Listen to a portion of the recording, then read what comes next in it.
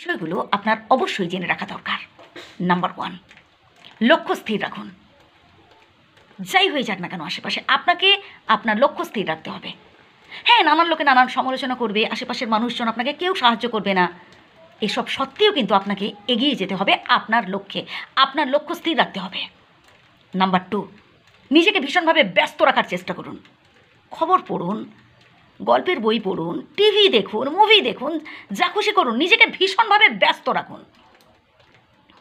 নিজেকে যত আপনি ব্যস্ত রাখবেন, নিজেকে যত আপনি বিজি রাখবেন, দেখবেন এইসব যে টেনশান, এইসব মানে কি বলবো, দুশ্চিন্তা, অতীতের কেউ আপনাকে কষ্ট দিয়েছে, অতীতের দুঃখজনক ঘটনা, এগুলো না মনে আসবে না, এগুলো স্মরণে আসবে না।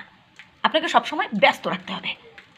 নাম্বার 3, সেটা হচ্ছে আপডেট করা। নিজেকে ভীষণভাবে আপডেট করার চেষ্টা করুন। দেখুন, একটা সময় আপনি কী ছিলেন সেটা বাদ দেন, আপনি বর্তমানে নিজেকে কিভাবে তৈরি করছেন, নিজেকে কতটা আপডেট করতে পারছেন, এটা নিয়ে ভাবুন। আপনি যদি সেই পুরনো চিন্তাধারা, আপনার ওই যে একটা সময় হয়তো আপনি এভাবে